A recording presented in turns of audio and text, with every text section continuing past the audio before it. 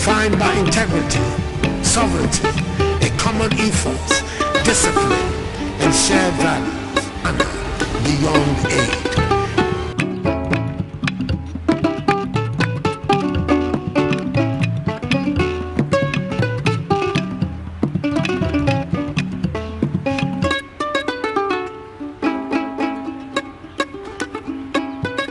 Discuss the issues with me, Irbad Ibrahim, and we are discussing what lies ahead for the newly appointed electoral commissioners. Rodelin Imorayana, a political activist and a member of the CPP.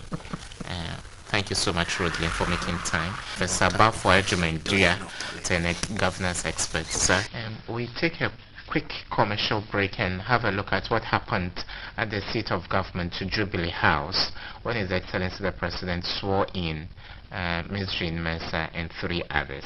Stick and stay with us.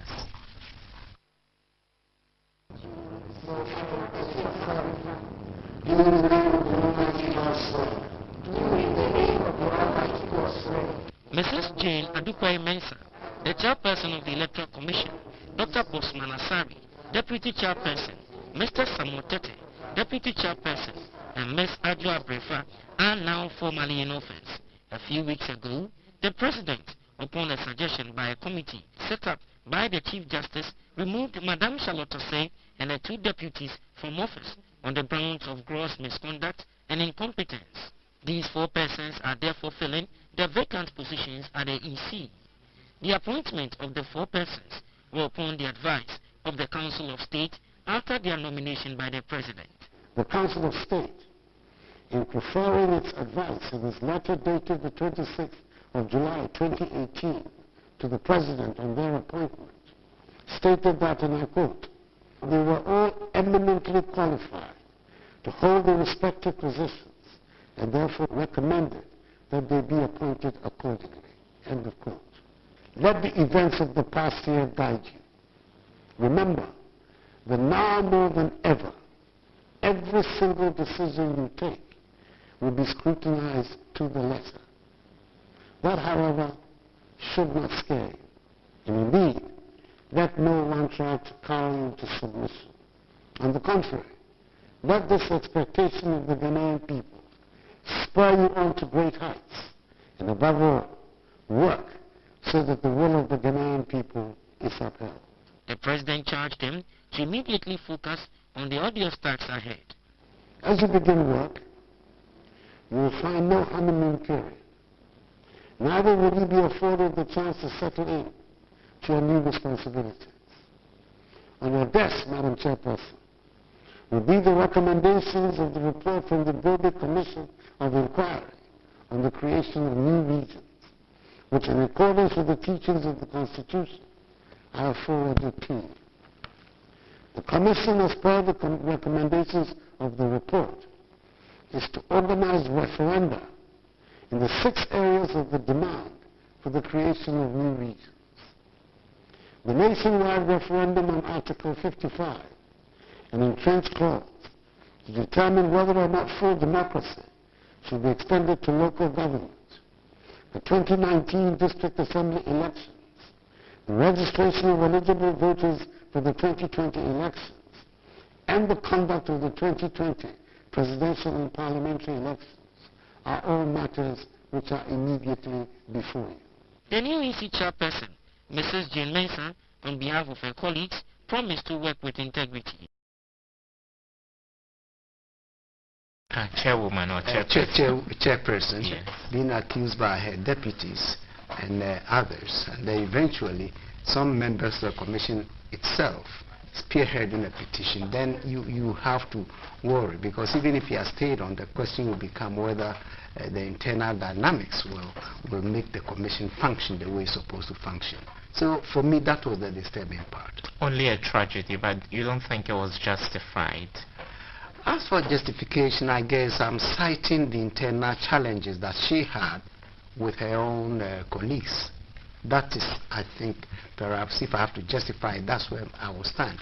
Not necessarily the official version of procurement problems, because for procurement issues, this country, I don't know which government agency have had an upright procurement processes. So that I won't put too much premium on it, but I was very concerned about the fact that the accusations and counter-accusations were very damaging.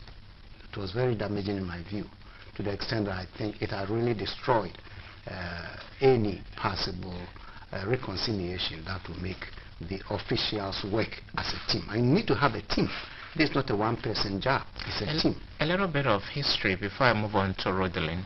You've been around, for more than half a century, and you've seen all the tumultuous events that have undergirded our politics. At least during Nkrumah's time, there was an electoral commission, and during the election that saw Busia come into power briefly, and also during the time Hilary Liman came into power. How would you compare the conduct of the chairpersons who superintended over those pre-92 elections and the three we've seen in the past? The earlier commissioners operated in a different political context. You're talking about Nkrumah. The last election that I personally witnessed, because I was old enough to see, was the 1965 elections. Okay. That was an election by a one-party state, so only the CPP contested. And as you know, history will tell you, all the 198 or so at the time, parliamentarians were all returned unopposed.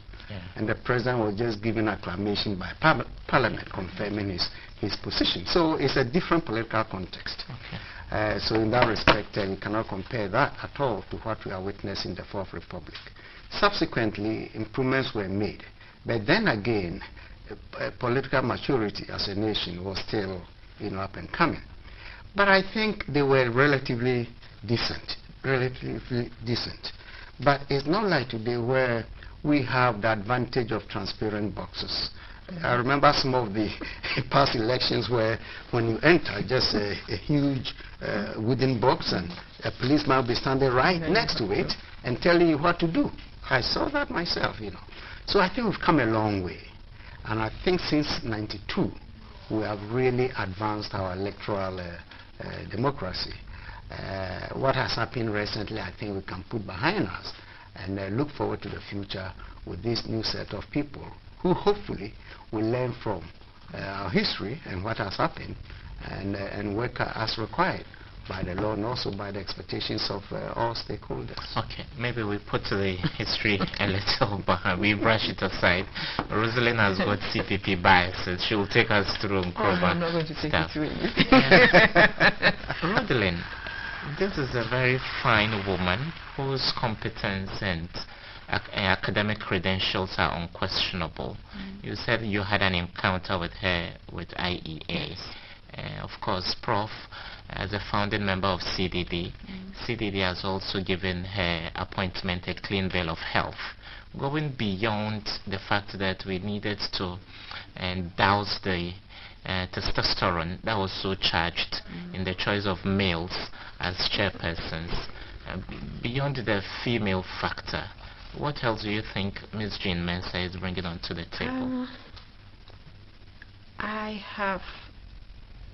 can't say that I've really worked close up with her, but as coordinator of the various political platforms that she worked with, you could see that Jean was a very strong-minded person.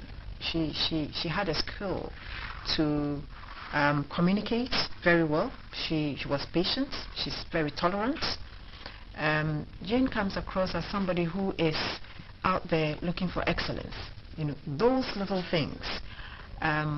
For me, as a political person, and having dealt with her along political lines, I think that those were the things that I first saw, that this was a woman who was capable of putting you down and telling you exactly as it is. It didn't matter if what she was saying was hurting, but she knew how to tell you to get you to understand that this is how it's supposed to go. This is how policy works. We can accept this, but we can't accept that. And for someone to be an electoral commissioner, you have to be able to be strong enough to say, this is the way to go and this is not the way to go.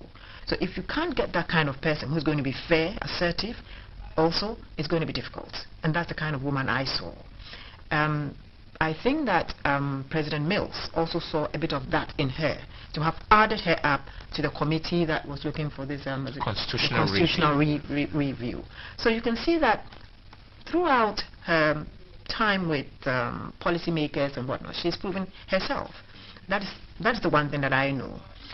Even though people would say, oh, she's MPP biased, she's this biased, we're all human, we all belong, we all vote, so definitely we're something biased.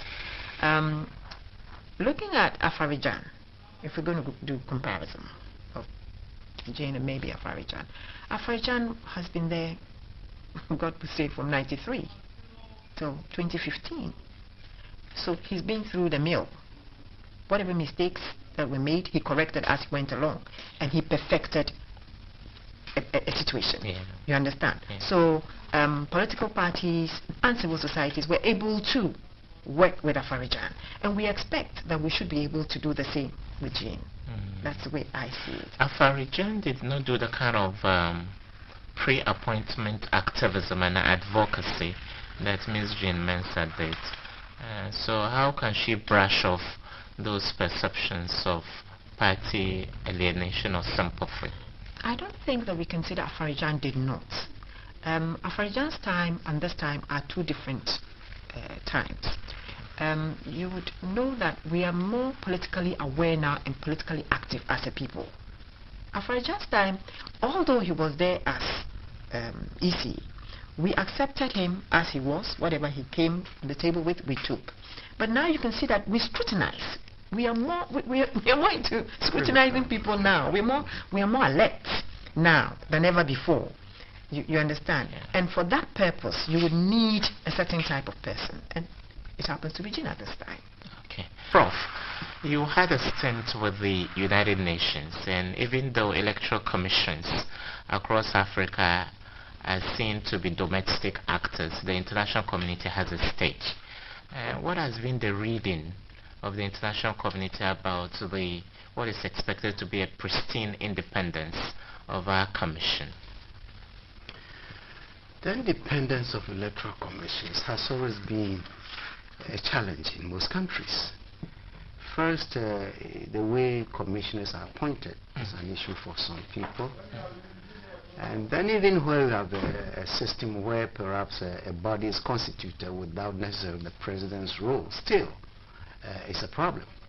So personally, I do not look at people appointed necessarily once they have the basic qualifications.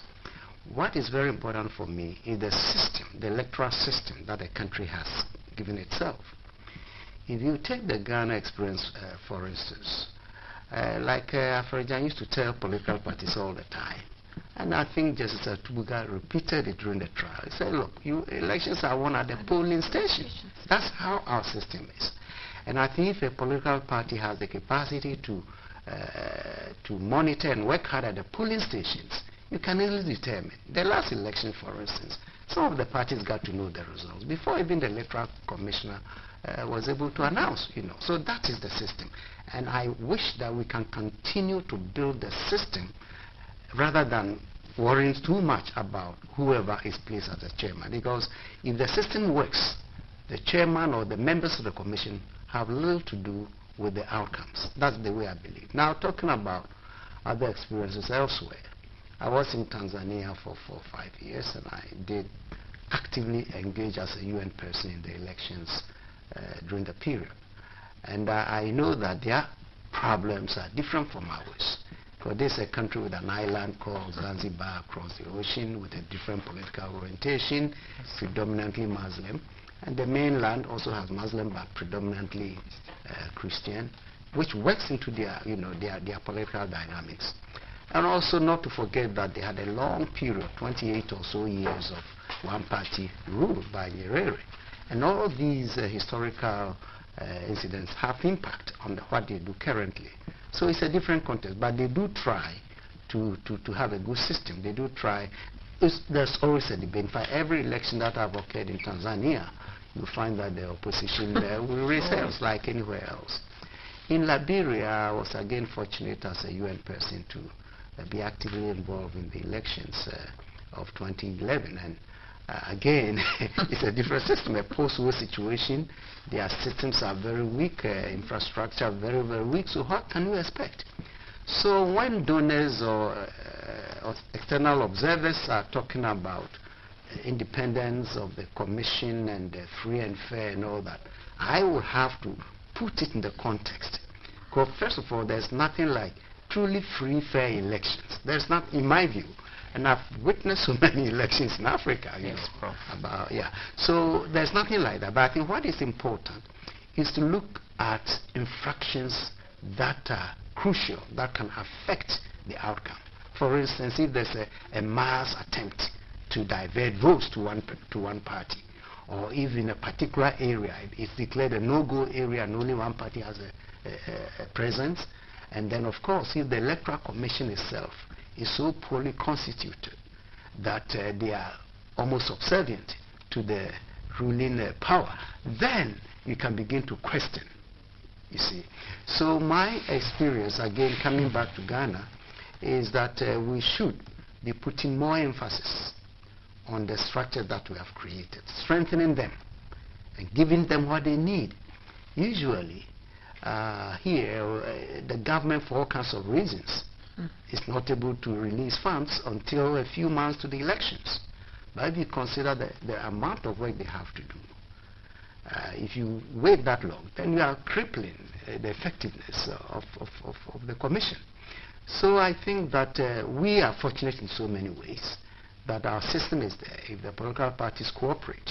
And what I'm hoping to see with the new administration of the commission is to try to make the systems as transparent as possible by involving the political parties all along in every decision they are making. After all, they are not there for themselves. They are there for the nation, you see. So if the parties, the principal stakeholders, are satisfied that the processes are transparent, they've been part of the major decision making, then I think we can be sure that we have a very good system here. I'll come to you, Rodelin, but Prof, with the issue of donor funding, and donors represent interest groups, how much do they weigh in on the independence of commissions across Africa? Again, it varies. In Liberia, for instance, I can say without fear of any contradiction, not in the last one, maybe in the last one, but I wasn't there, so I cannot testify to that. But then previous ones, the donors were quite strong. Only because the nation, the country was in tatters. They had nothing. So everything had to be given by the donors. And unfortunately, the saying is that he who pays the piper may want to call the tune, even if you know. So there I can say that there was some extensive donor hand in most of the things. In our case, I know that, I don't know the percentage, but about 40–60%. That would be very high in terms of donor support. But one thing is that here, much of the donor support do not go directly to the commission. It goes to service civil society groups that are engaged in elections, like election observer groups and all. But then what they give also directly to acquiring or procuring certain equipment for the commission. Okay, but I'm looking for the day when we are able to fund our electoral process 100%, to just avoid any occasion for any ambassador, like the former American ambassador stated the last one, Johnson, saying that, yeah, this was a good commissioner, Those kind of commentary, I don't think we need it, you know. But only because the USA gave some money, I guess they have the freedom to make those pronouncements. Elections must be sacred to every democracy. Okay. And that's why the Americans were worried that the Russians tried to intervene in there, so they better not intervene in others. Okay. Thank you so much, Prof. Rodelin, I'll be with you for a while.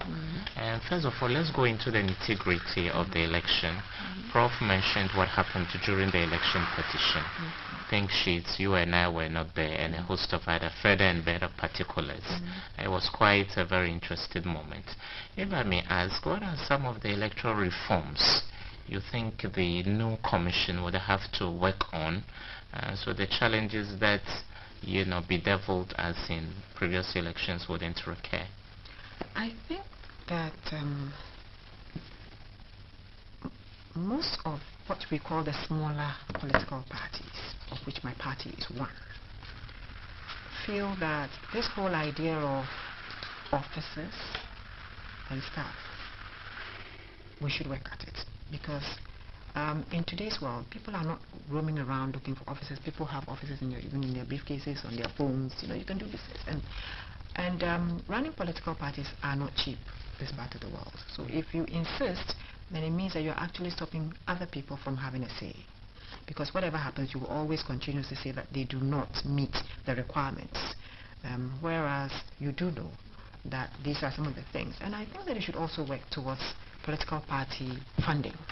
They should at least put a voice in for political party funding, because without political party funding, we will always have, like, he who pays the piper calls the tune.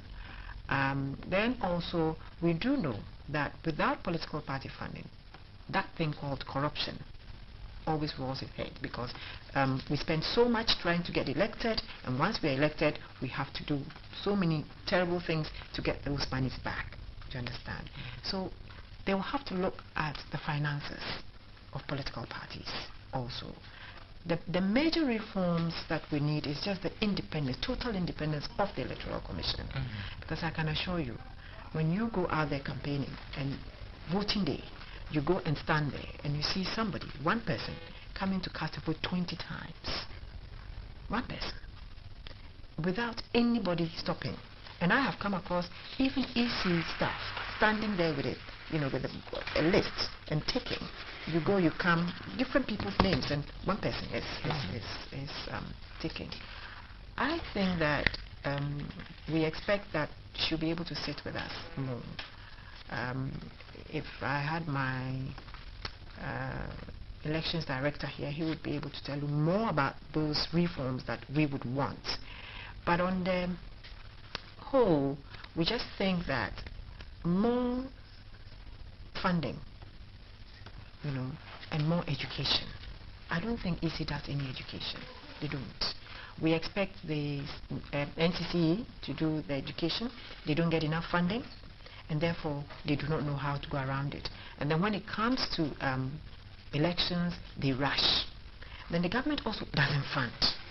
So these are some of the things. If government can't fund them, if we could just give them what they need, the logistics to work with, then we'll be able to talk about it. But at the end of the day, they go borrowing, they wait till the very last minute before the money comes, and they are rushing.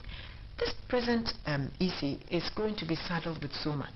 There's the regional integration, new regions, the new regions coming. The referendum. Yes, the referendum coming. Assembly elections. Assembly elections. She has to open the voter register. Then there's the district assembly coming. So you see that she has a complete list of things to do. And without funding, it's going to be very difficult.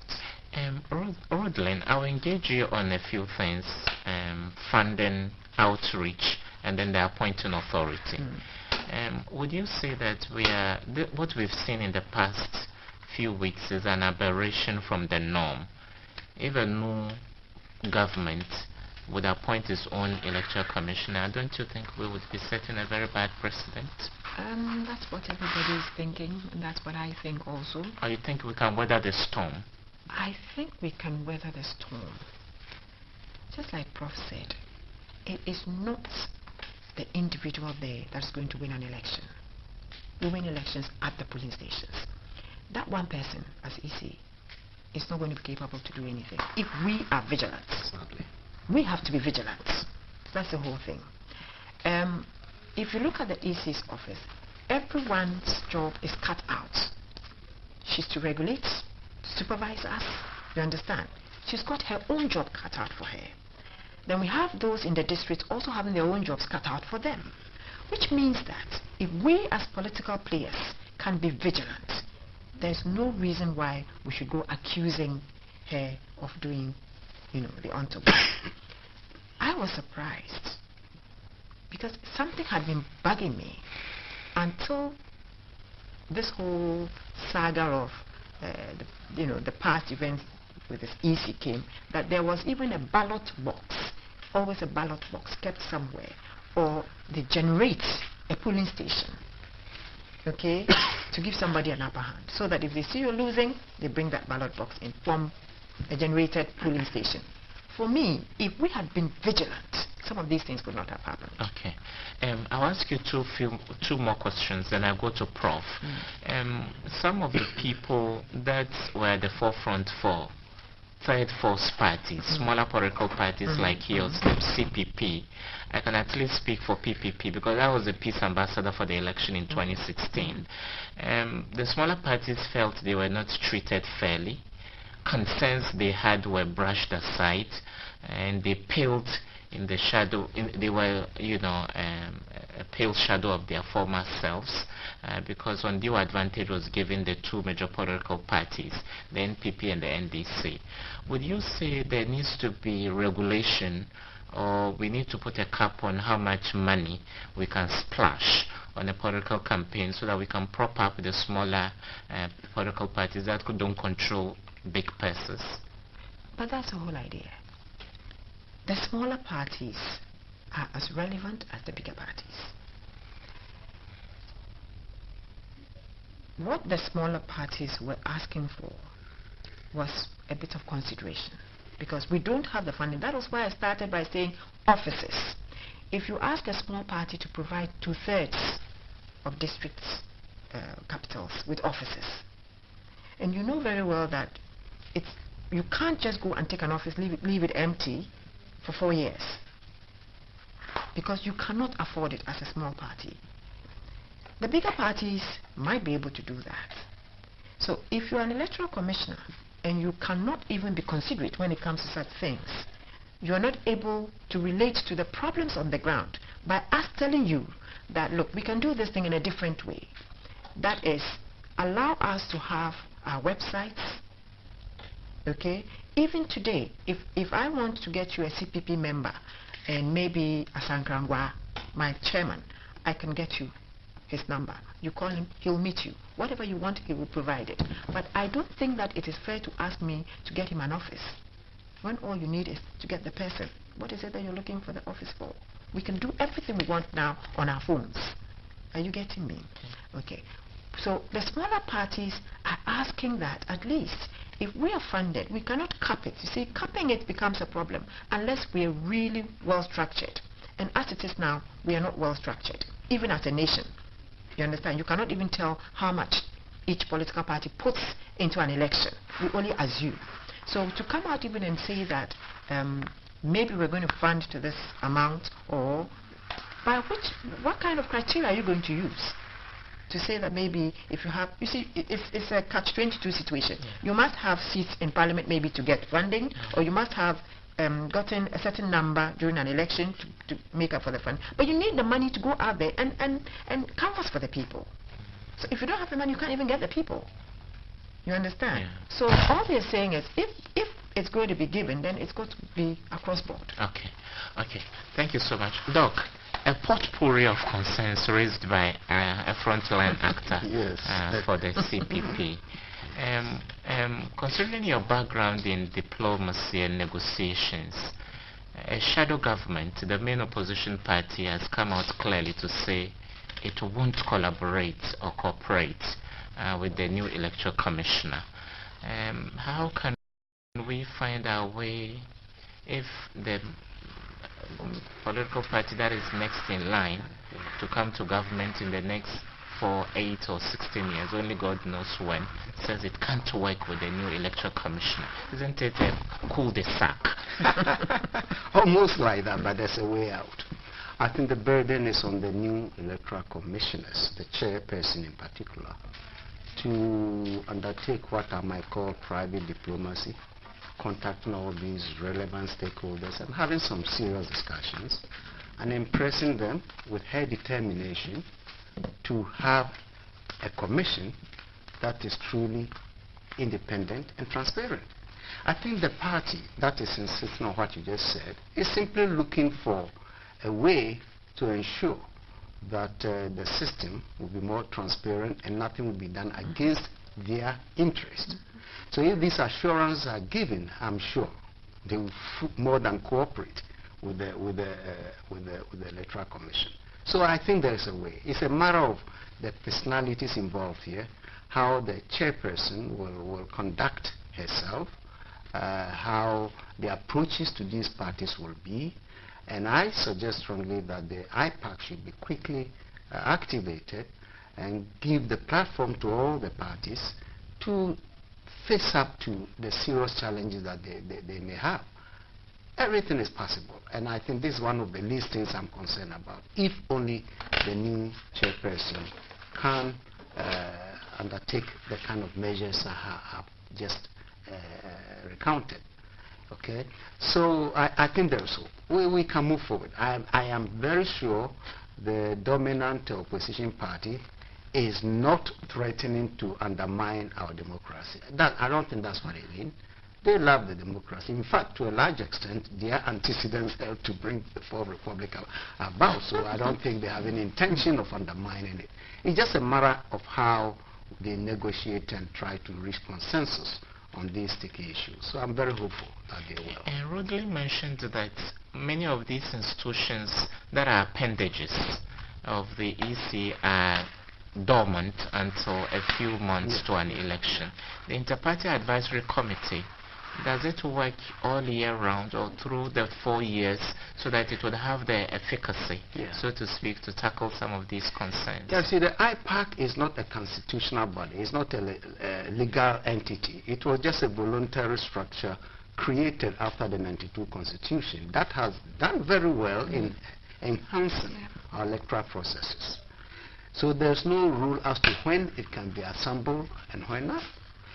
It's up to the Electoral Commission. That's why I'm saying there is a platform that will enable the Commission to engage these political parties to confront and resolve these issues that we're talking about. So if I were in the Commission, or if I were to be a consultant or advisor, I will quickly tell them to please activate the IPAC, get the parties talking, or start by what you may call private conversations. I'm sure if the Electoral Commission were to invite the head of this party or that party for a discussion, I'm sure they'll be happy to respond to that. So you see, these things don't, much of the things that we see in the world happen somewhere before you and I see. I'm talking about the backroom negotiations and engagement. That is so important, and that's why I think Jean and but you know, she was talking about Jean earlier. I'm so happy she has the job. I cut my teeth in civil society work with IE. I was there for 2 years, so I know Jean very well. Like all the qualities she recounted, they are very true. Very great woman with the intelligence. She's firm enough not to vacillate. She's fair. She's fair. She's quite fair. She's a serious-minded person. Very serious-minded. And if she's working, she works. So I'm not at all concerned about her ability to make it. And I think she's going to make it. But of course, to make it as a head of the commission, you need the full support of the key stakeholders, the political parties. Of course, citizens are large, but the media stakeholders are the parties. That's why I've been harping on the idea that she should engage them right away and find a way to assuage their concerns and fears. Rodlin, for anybody with a background in intelligence, the moment you are appointed electoral commissioner, your phones are backed, you are put under surveillance, somebody in some dark room is monitoring who you talk to. But we've heard anecdotes of commissioners brushing off results with the sitting presidents before they can actually announce. Doesn't that fly in the face of such lofty ideals of independence we are trying to paint around this table? I guess we're all different people. Those who did it probably had reasons for doing it. We have to trust the people that we work with or that are assigned to certain positions. And I guess everyone has a limitation when it comes to integrity. So having known this particular person, I believe, that is Jane, I believe that she should be able to hold up her head. People look at her background. If you look at where she's coming from, and you look at the way she's dealt with political parties, especially us, even with the dominant opposition, I mean, she's been there for them. She's taken us through, educating us, you understand, and all that. So that, like I said before, this Ghanaian is now a different Ghanaian. We're going to be very critical of her. We're going to watch her every move. We're going to watch her every step. So whatever happens, we're bound to know. We're bound to be very interested in her. I mean, she knows now that she's no longer an individual. As she walks out from her office, everybody's watching. When she goes in there, everybody's watching. Wherever she goes. Because somehow, we have just decided that we need for this country to be at peace. And the only way that there will be any form of violence is through our electoral process. And therefore, we will intentionally put in all the mechanisms to make sure that she succeeds. Okay. And Prof, let's look at specific issues.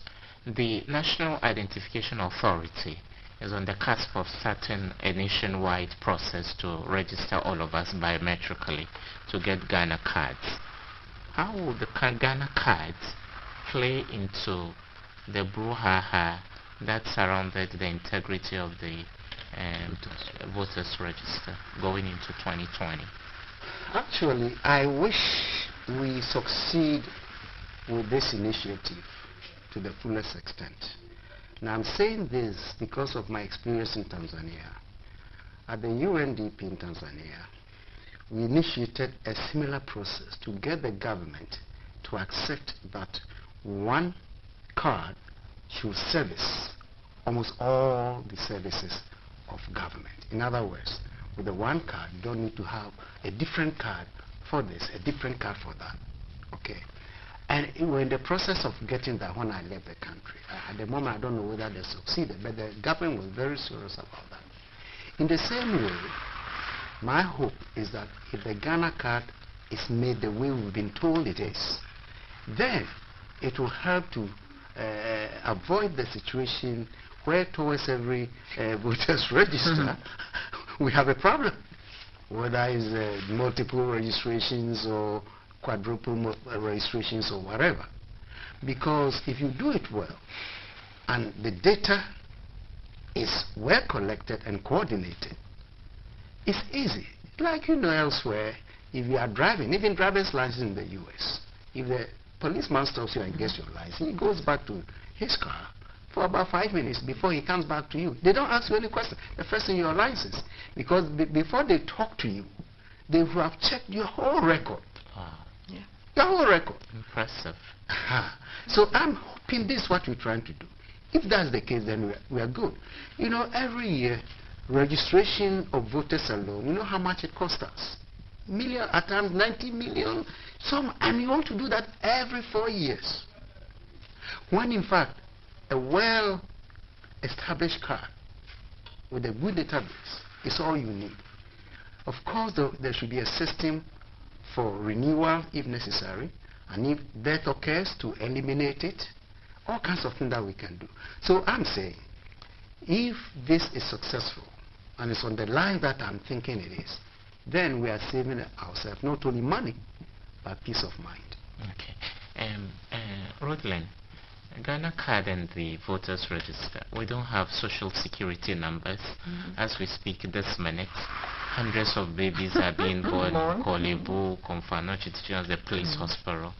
So how do we keep track so that we know at every point in time aliens do not infiltrate the electoral process? See, I have a problem. I think that the voter ID card should have been accepted. I'm one of those who think. And I'm one of those who also think that there was no need to rush. First and foremost, you needed to have a tax identification number to fill in this it's national ID, which majority of us do not have. We don't have social security numbers, as you're saying. And I felt that we should have done one thing at a time instead of everything lumping up for the national ID. It's come about now. We know that most of our birth and death registries are not computerized. They are not interconnected. So how do you put these things together? People born my time, I don't remember if they have birth certificates or not.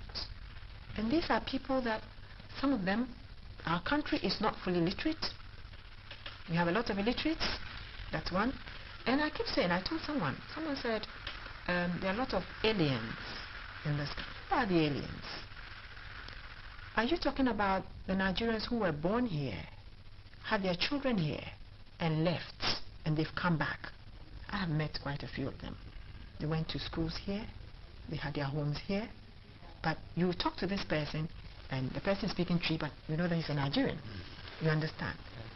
Then you're looking at the others that are coming from other places, who had their forefathers and stuff in the Zongo communities and stuff like that. They are also there. They were also born here. 3 generations, 4 generations, they're here.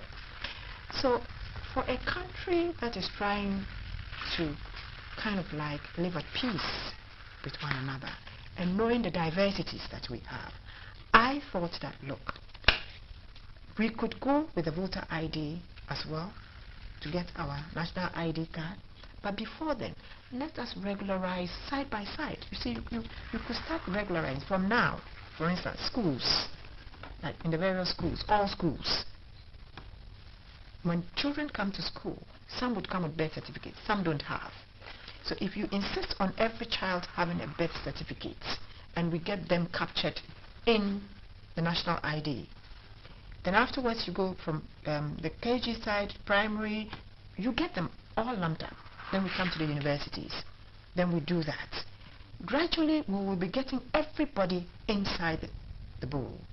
But when you just get up, and now you are starting, 2 days ago, about VAG, doing the military, you know, and stuff like that. And some people said it took them 10 hours just to get a card.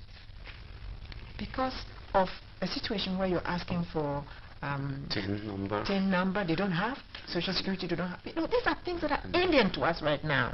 So if you're going to do this, we have to do it step by step. We have to do it step by step. But to just lump it up is going to create a whole lot of problems. And Doc, you were quite optimistic about what Ghana Card would do in the lead up to 2020. But Rosalind paints quite a pessimistic picture. And I like her approach because she's talking about approaches to acquiring the card. Yeah. Mine was just to look overall the benefits that we stand to gain if it is done successfully. And I kept saying that. Yeah. But I think she has added a very powerful dimension to the discussion, which is to say, if we are not careful, collecting the data on people itself will create difficulties for us. And the issues about so-called aliens is an important one. We haven't defined that clearly for ourselves. And also, starting from the daycare or wherever and getting all these kids properly registered with birth certificates also is an important one. And having said that also, in my mind, in the future, they will also have to have, and I think the CEO has said that, they will have to have district offices. So that when you have a new baby, you don't have to come to Accra. You go straight to the district office of the NIA and get registered. So by the time you turn 18, your record is already there.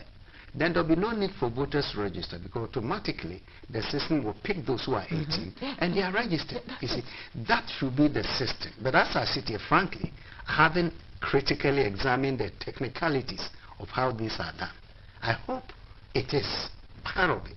If not, then they better take into account the issues that have been so, raised by... What's the official position of the CPP on this?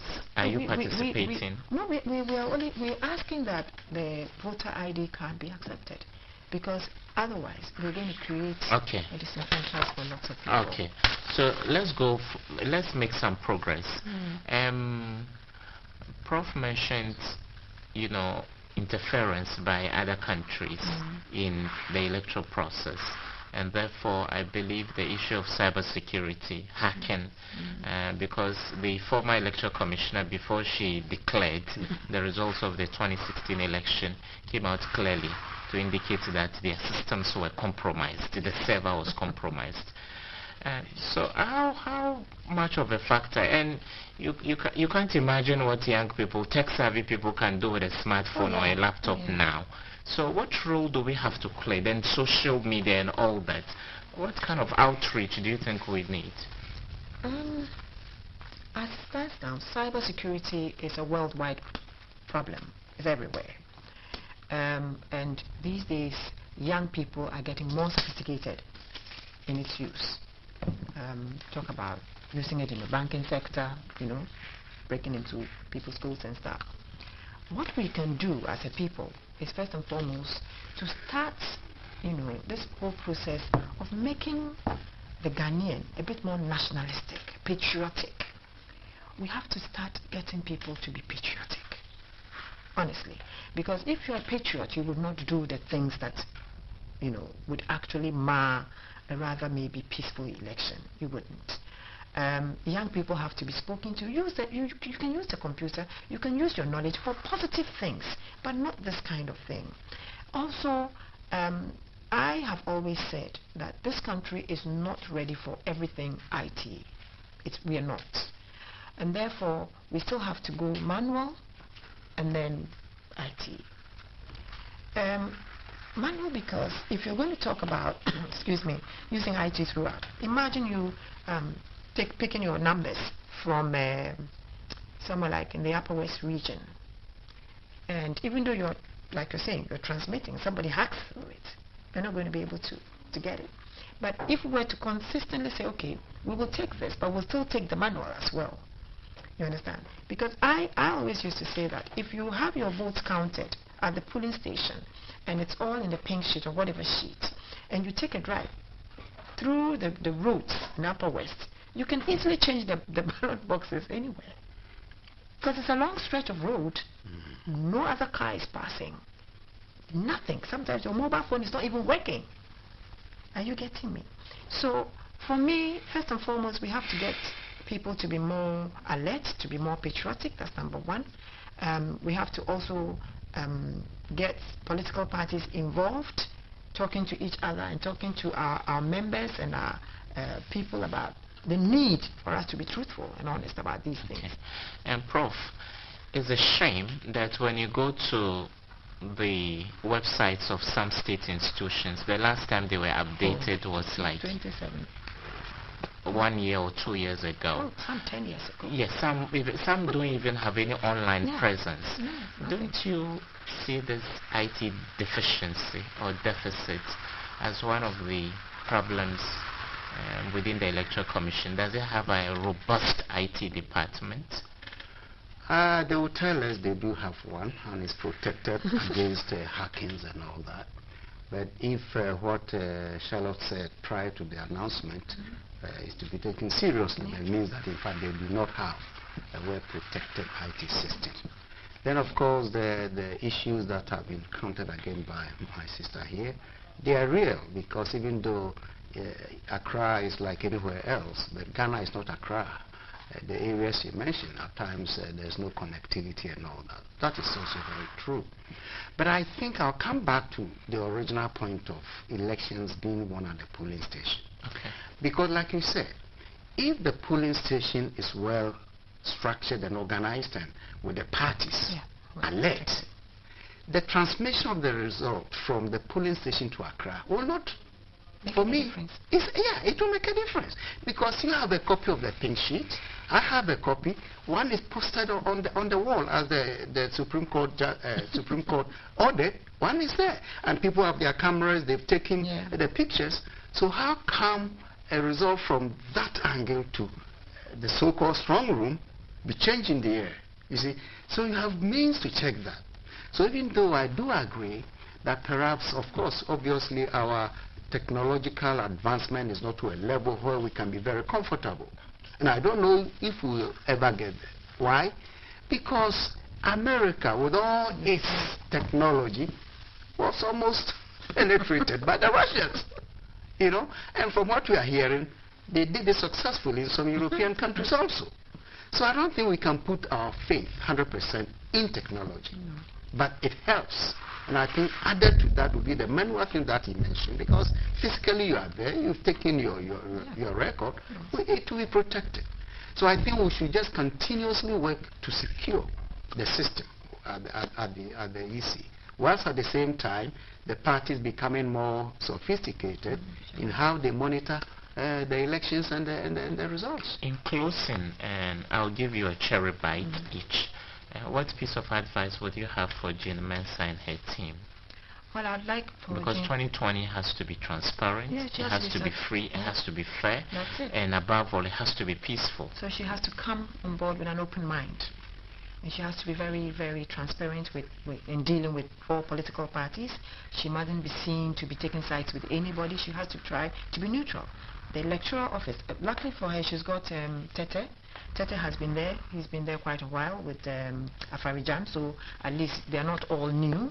I think that with Tete there, he should be able to help her out. But she has to just go out there with an open mind and be as transparent as possible. Okay, what whispering of wisdom would you Yeah, have for? based on the recent past, I will strongly suggest that Jean builds a good working relationship with her colleagues on the commission. Number one, build a team, not a one person show, build a team. And the guys who have been appointed to work with her are good. I mean, Bosma is a great guy, as well as the others that have been appointed. Then adding to that is what she said. I will only add that she should try as much as she can to create a comfort zone for the political parties. And that is to repeat what I said earlier, how you engage them, bringing them into your confidence, that I'm here for you, let's work together to make our democracy great. Once he does that, no problem. Okay. We're privileged on this discussion on the Electoral Commission to have had in the studio Rodelyn Imoro-Ayana, a political activist and a member of the CPP. Thank you so much, Rodelyn, for making time. We also had Professor Bafo Ejimendua, a career diplomat and a governance expert. Sir, thank you so much. Again. So we come your way next week, and then you can also catch a repeat of the show on Monday from 1 p.m. to 2 p.m. Stay blessed and keep watching GTV. Our father's politics was not this kind of politics. No, not in their time. Not in their time. They didn't do this kind of Your dad was a politician. Oh, Morayana, big time.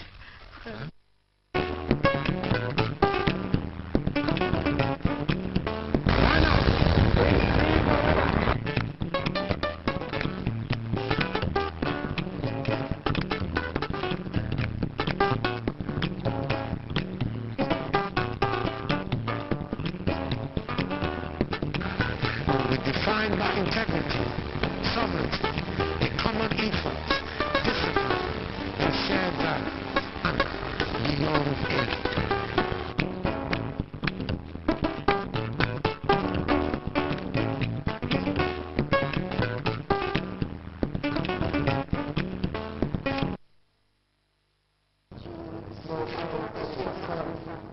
You